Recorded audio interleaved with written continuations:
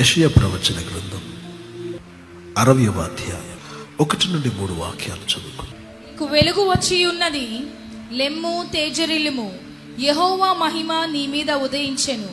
చూడుము, భూమిని చీకటి కమ్ముచున్నది, కటిక చీకటి జనములను కమ్ముచున్నది. యెహోవా నీ మీద ఉదయించుచున్నాడు, ఆయన మహిమ నీ మీద కనబడుచున్నది.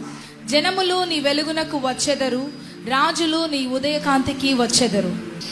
దేవుడి పరిశుద్ధ వాక్యంలోని మనందరితో మాట్లాడును గాక. తెలుగు బైబిల్ అంటుంది, నీకు వెలుగు వచ్చి ఉన్నది, లెమ్ము తేజరిల్లుము. English Bible, arise shine, for your light has come and the glory of the Lord is risen upon thee. నీకు వెలుగు వచ్చి ఉన్నది. ఎవరు ఈ వెలుగు? సర్వలోక సృష్టికర్త అయిన మన ప్రభు అయిన యేసుక్రీస్తు వారే ఈ వెలుగై ఉన్నారు. బైబిల్ గ్రంథములో మన ప్రభువును గుర్చిన అనేక ప్రత్యక్షతలు కలవు. అయితే ప్రభువును గుర్చిన ప్రత్యక్షలు అన్నిటిలో ఒక విశేషమైన ఒక ప్రత్యక్షత ఉన్నది అని అంటే, if we can see a unique revelation or manifestation of the Lord, అదేమై ఉంటుంది అని అంటే, మన దేవుడు వెలుగై ఉన్నాడు. దేవుని స్తోత్రం చెప్పగలరు అనుకుంటున్నాను. పరిశుద్ధ బైబిల్ గ్రంథం మాట్లాడుతుంది, ఆయన కోటి సూర్యుల కాంతిని మించినవాడు, ఎవరును సమీపించలేని తేజస్సులో ఉన్నవాడు. దేవుని నోటి నిండా వెలుగే నిండి ఉంది. పరిశుద్ధ లేఖనం మాట్లాడుతుంది, భూమి నిరాకారముగా శూన్యంగా ఉన్నప్పుడు దేవుని నోట్లో నుంచి వచ్చిన మొదటి మాట వెలుగు. అప్పుడు దేవుని నోటి నిండా ఏముంది చెప్పొచ్చు? వెలుగై ఉంది. ఆయన నోరు తెరిస్తే వెలుగు బయలుదేరుతుంది. కీర్తనకారుడు అంటాడు, at the entrance of the word cometh light. నీ మాట బయలుదేరిన తోడనే చెప్పండి వెలుగు కలుగును. ఆయన నోరు తెరిచి మాట్లాడితేనే చెప్పండి వెలుగు బయలుదేరి వస్తుంది. బైబిల్ అంటుంది, హృదయము నిండిన దాన్ని బట్టి నోరు మాట్లాడుతుంది. అప్పుడు దేవుని నోట్లో నుండి వెలుగు వస్తుంది అని అన్నప్పుడు ఆయన హృదయం అంతయు వెలుగుమయమై ఉంది. మన దేవుడు అంతటి గొప్ప వెలుగై ఉన్నాడు. ఎస్, సూర్యుని వెలుగు కంటే ఆయన వెలుగు ఎంతో ప్రకాశంతో కూడినది. ఆమె ఆకాశ మండలములో ఉన్న నక్షత్రములన్నిటికంటే ఆయన వెలుగు ఎంతో మించినది. వినాలి నా మాట.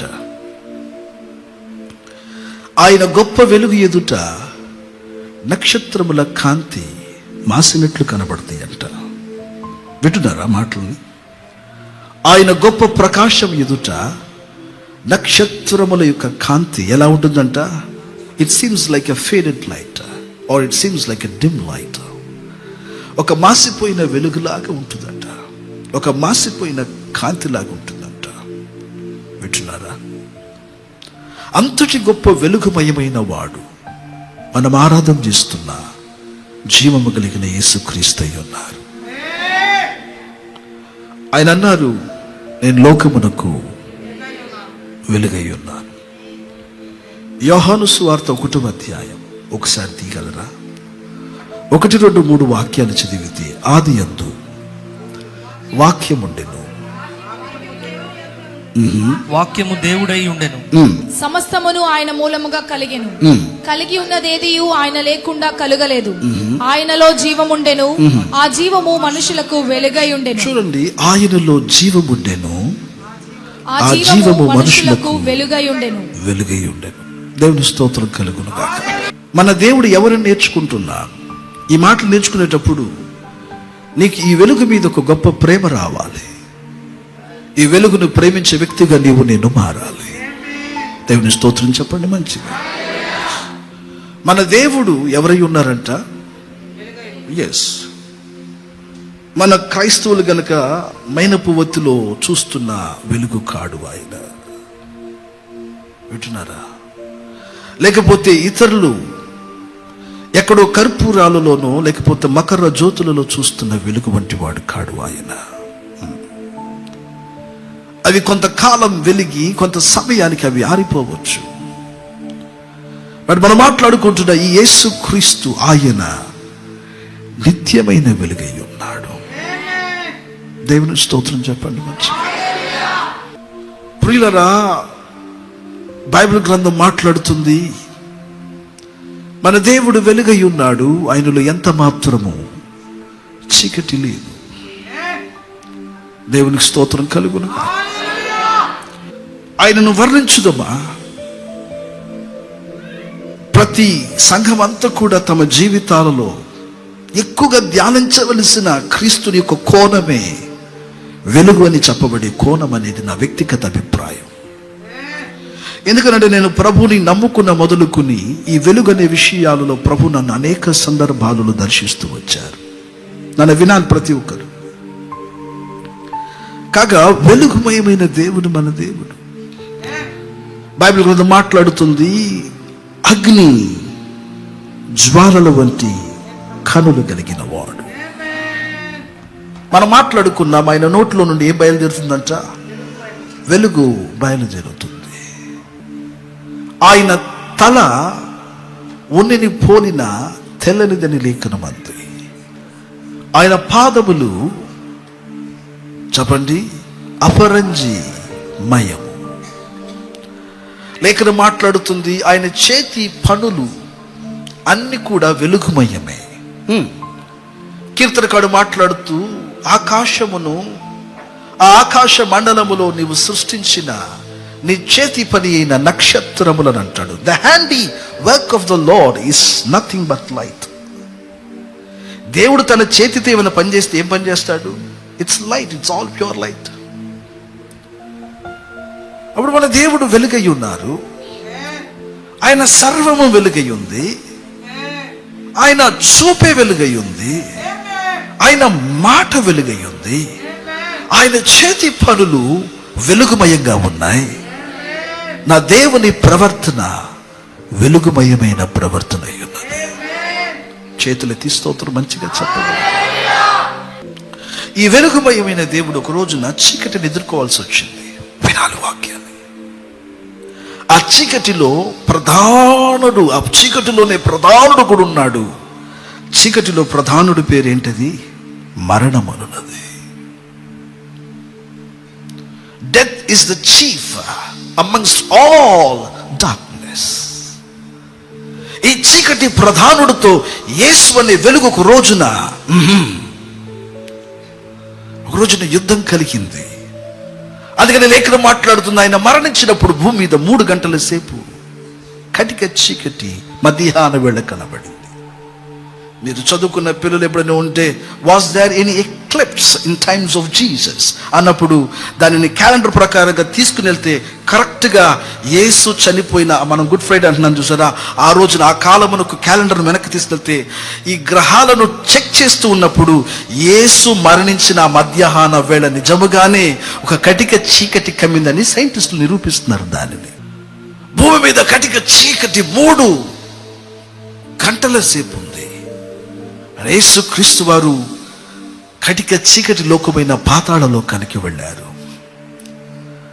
ఆయన లోకానికి వెళ్ళి మరణముతోను పాతాళముతోను ఆయన పోరాడి ఆ వెలుగును కప్పివేయాలని ఎంతో ఆ చీకటి తన బలమంతటితో ప్రయత్నం చేసిన లేఖనం అంటుంది, 3వ దినమున చీకటి తలుపులను బ్రద్దలు చేసుకుని మరణమును ఓడించి తిరిగి లేచి, నేను మృతుడనైతిని గాని ఇదిగో సదాకాలము సజీవుడనై ఉన్నానని, నేను పాతాళమును మరణమును జయించి వాటి తాళపు చెవులు నేను కలిగి ఉన్నానని యేసు మాట్లాడారు. యేసు స్తోత్రం చెప్పాలి. చీకటి యేసుని ఓడించలేకపోయింది.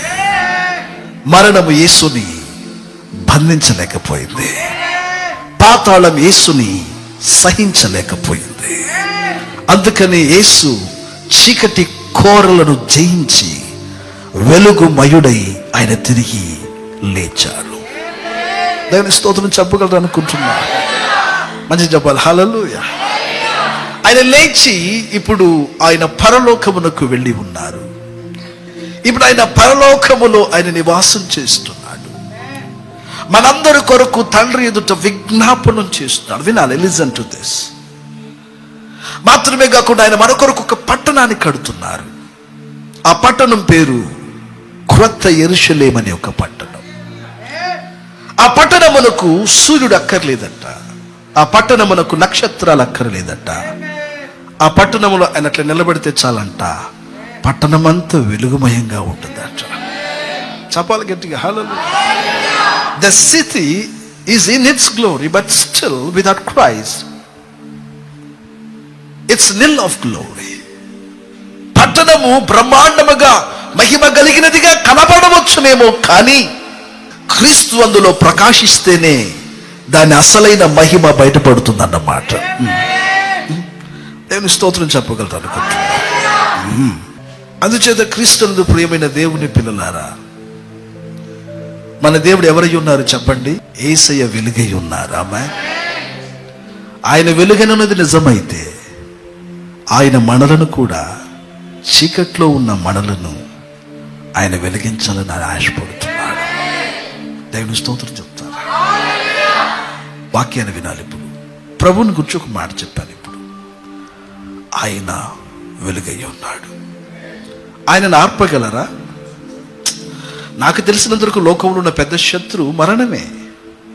మరణమే ఆయనను మృంగలేకపోతే ఇక ఆయనను జయించగలిగిన శక్తి దేనికి ఈ సకల విశ్వములో లేదన్నమాట. ఏ లోకాల్లో కూడా ఆయన జయించగలిగిన శక్తి లేదు. ఎందుకంటే మన దేవుడు ఎవరై ఉన్నారు చెప్పండి? వెలుగై ఉన్నాడు. దేవుని స్తోత్రం కలుగును గాక. ఈ వెలుగైన దేవుడు పరిశుద్ధ బైబిల్ గ్రంథములో పాత నిబంధనలో తన భక్తులైన కొందరికి కనబడ్డాడు. ఇశ్రాయేలు ప్రజలను దేవుడు అరణ్యంలో నడిపిస్తూ ఉన్నప్పుడు దేవుడు తను తాను పలు రకాలుగా ప్రత్యక్షపరచుకోవాలని ఆశపడ్డాడు. సీనాయి పర్వతం యొద్దకు ప్రజలందరూ వచ్చారు. దేవుడు తన మహిమను ప్రత్యక్షపరచుకోవాలనుకున్నాడు. ఎలా? భయంకరమైన ఉరుములు, భయంకరమైన మెరుపులు, ఉరుముల శబ్దం, మెరుపుల శబ్దం, కారు మేఘములు ఆ కొండ మీద, అందులో నుండి ఎర్రని మంటల వలె అనుభవం. ఇలాంటి అనుభవాలు చూపించి నేను ఎవరిని అరుణది దేవుడు ప్రత్యక్షపరుచుకున్న ఆశపడ్డాడు. దేవుని స్తోత్రం కలుగును గాక. ఈ ప్రజలందరికీ తను తాను అలాగున కనపరుచుకోక మునుపుగా తన సేవకుడైన మోషేకి దేవుడు ఎలా కనబడ్డాడంట? మండుచున్న పొదలో నుండి ఆయన అగ్ని జ్వాలగా కనబడ్డాడు. ఆమెను చెప్పగలరు? హల్లెలూయా. The experience the leader had, now the people that follow the leader is having. ఏ అనుభవాన్ని అయితే నాయకుడు కలిగి ఉన్నాడో అదే అనుభవాన్ని ఆ సంఘానికి దేవుడు ఇస్తున్నాడు. దేవుని స్తోత్రం చెప్పాలి. హల్లెలూయా. ఒక నిజమైన నాయకుడు అనుభవించని దానిని తన ప్రజలకు చూపించలేడు. ఒక నిజమైన నాయకుడు ఏదైతే అనుభవించాడో దానిని తన ప్రజలకు చూపగలడు, రుచి చూపగలడు, అనుభవాలు నడిపించగలడు.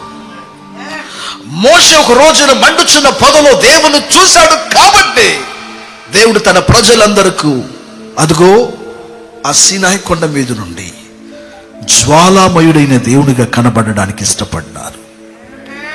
కొంచెం మంచిగా చెప్పాలి. సహజంగా ప్రజలకు చీకటి చూస్తేనే భయం. అయితే ఆ రోజున ప్రజలందరికీ ఆ వెలుగును చూసినప్పుడు భయం వేసిందంట. ప్రతివారు సాగిల పడిపోయారంట.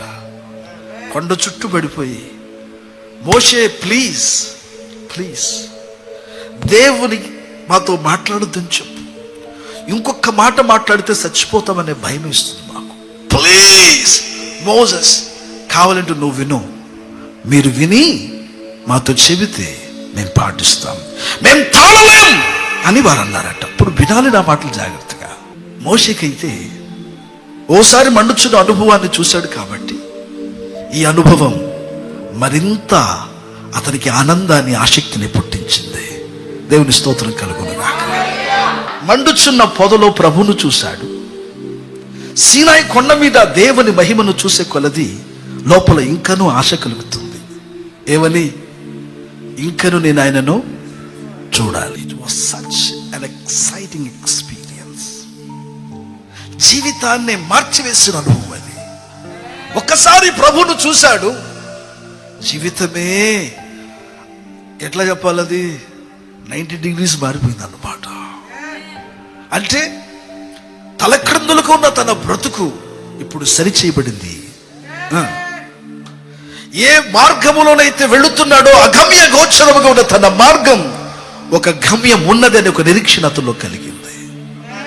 ఈ ప్రజలందరినీ దేవుని బాహుబలం చేత బయటికి తెచ్చిన తర్వాత సీనాయి కొండ మీద ఉన్నప్పుడు దేవుడు ఆ కొండలో నుండి వెలుగు రవ్వల వలె కనబడుతున్నప్పుడు this stirred a curiosity in the servant of the Lord, Moses.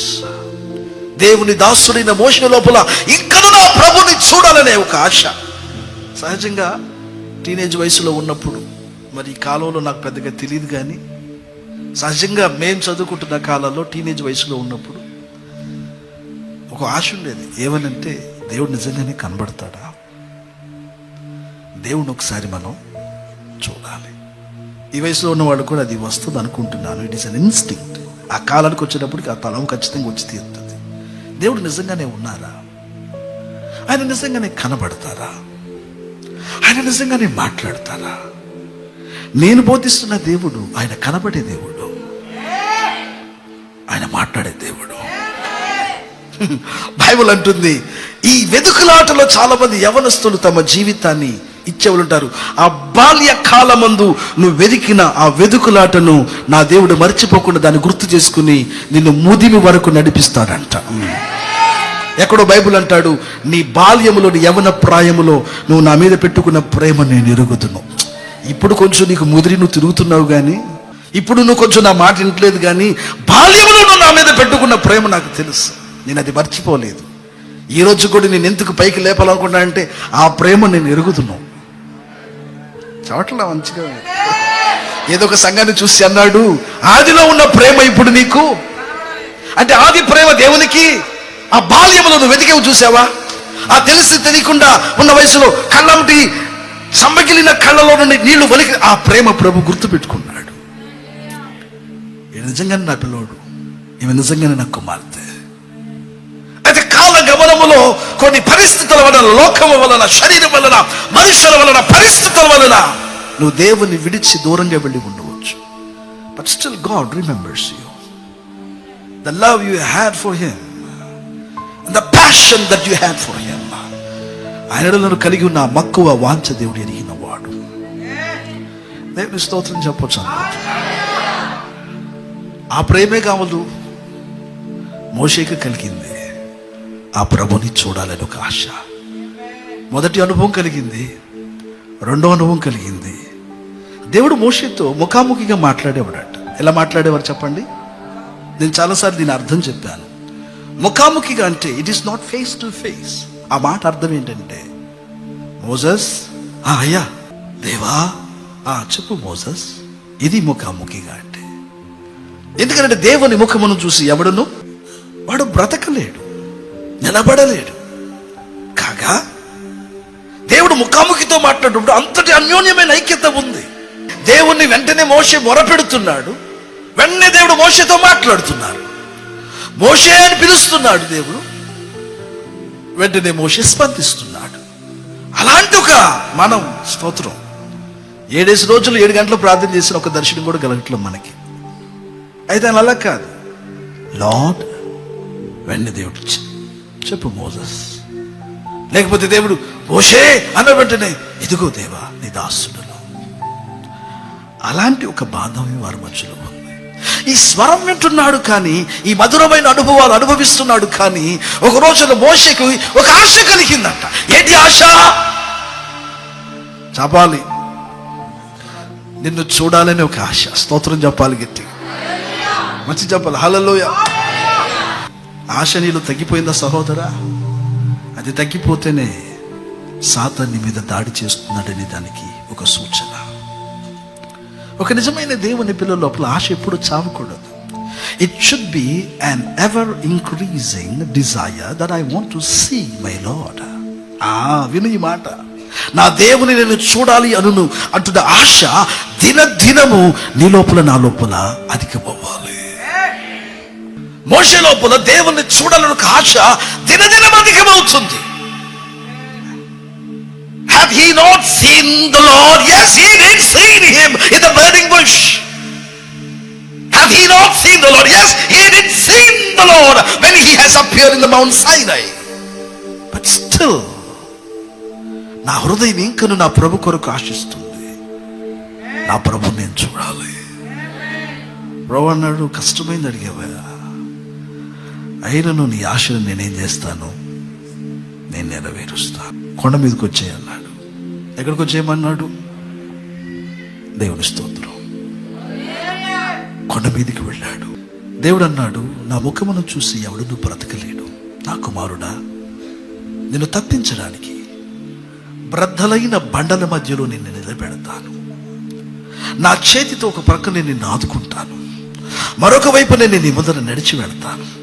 నీవు నా ముఖమును చూడవు కానీ నా వెనుక భాగమును నువ్వు చూడటానికి నేను నీకు అవకాశాన్ని ఇస్తాను. వినాలి వినాలి వినాలి. దేవుడు అలాగనే మోషేని నిలవబెట్టాడు. బ్రద్దలైన పెద్ద బండల మధ్యలో నిలబెట్టాడు, దాచాడు, తన చేతితో ఆదుకున్నాడు. అతను ముందర నడుస్తున్నాడు. దేవుడు అతను ముందర నడుస్తున్నప్పుడు దేవుని వెనుక భాగం అతనికి కనబడుతుంది. దేవుని స్తోత్రం చెప్పాలి గట్టిగా. నడుస్తున్నాడు అన్నప్పుడు ఇట్ట నడిచింది కాదు, అది అట్ట నడిచింది. ఆమేన్. రైట్. దేవుడు సైడ్కి ఎట్టెట్టెట్టెలా నిజం. దేవుడు ఏం చేశాడు? అతను ముందర నడుస్తున్నాడు. ఫాలో మీ అన్నట్లు, నన్ను వెంబడించన్నట్లు. ఇది అలాగనే చూస్తున్నాడు. దేవుని చూడగానే ఇప్పుడు వర్ణిస్తున్నాడు దేవుని. ఏమని? దేవుడు కృప, సత్య, సంపూర్ణత కలిగిన వాడు. ఆయన వాత్సల్యత, ఆయన కృప తరతరములు నిలుచును. దేవుడు నడుస్తుంటే ఆయన గుణగణాలన్నీ కనబడుతున్నాయి. సరిగ్గా చెప్పరే మంచిగా. ఆ మాట అర్థం ఏంటంటే, నువ్వు వెళ్ళిపోయిన తర్వాత, నువ్వు ముందుకు అట్లా సాగిపోయిన తర్వాత నిన్ను గురించి అందరూ మాట్లాడుకుంటారని. నువ్వు ముందుకు అట్లా వెళ్ళిన తర్వాత నీ గురించి అందరూ ఏం చేస్తారంట? మాట్లాడుకుంటారట. బ్రతికి ఉన్నప్పుడైనా, నువ్వు చనిపోయిన తర్వాత అయినా, నువ్వు ముందుకు అలా సాగి వెళ్ళగానే ప్రజలందరూ నిన్ను గురించి మాట్లాడుకుంటారు. ఏం మాట్లాడుకుంటారన్నది క్వశ్చన్. హనోకు దేవునితో నడిచెను, అతడు దేవునికి ఇష్టడుగా ఉండెను. దావీదు దేవుని ఆరాధించెను, అతడు దేవునికి హృదయానుసారుడై ఉండెను. అబ్రహాము దేవునికి లోబడెను, అతడు విశ్వాసమునకు తండ్రి అని పిలువబడెను. ప్రతి వారు వెళ్ళిపోయిన తర్వాత వాడికి ఒక సాక్ష్యం ఉంది. నీ సాక్ష్యం ఏంటి? నిన్ను గురించి ఏం మాట్లాడుకోవాలి సోదరి? సాక్ష్యాన్ని పాడు చేసుకోవద్దు. సాతాను చాలా బురదలు వేయాలనుకుంటాడు. అయితే భయపడొద్దు, మన నాన్న మన పక్షాన ఉన్నాడు. నీ మీద వేసిన బురదలని రక్తంతో కడిగి వేస్తాడు. అయితే ఒకటి ముఖ్యం, మన సాక్ష్యమును మనం కాపాడుకోవడం ముఖ్యం. దేవునికి స్తోత్రం చెప్పగలరు. దేవుడు ముందర నడుస్తున్నాడు. ఎవరు చూస్తున్నారు? మోషే చూస్తున్నాడు. చూసిన వెంటనే ఒకే ఆనందం నేలను సాగిలపడి ఆయనను మోషే కొండ మీద నుంచి క్రిందకి దిగి వచ్చాడు. మోషే కొండ మీద నుంచి క్రిందకి దిగి వస్తున్నప్పుడు ప్రజలందరూ మోషే వైపు చూస్తున్నారు. మోషే వైపు చూసి ప్రతి ఒక్కరు కూడా ఆశ్చర్యపోతున్నారు. ఎందుకని? కొండ మీదకి వెళ్ళేటప్పుడు ఒక రకంగా వెళ్ళాడు, కొండ మీద నుంచి వచ్చేటప్పుడు మరొక రకంగా వస్తున్నాడు. కొండ మీదకి వెళ్ళేటప్పుడు మన మోషేలాగా వెళ్ళాడు. కొండ మీద నుంచి క్రిందకి దిగొచ్చేటప్పుడు దేవుణ్ణి చూసేడేమో, ముఖమంతా తేజోమయంగా ప్రకాశిస్తుంది.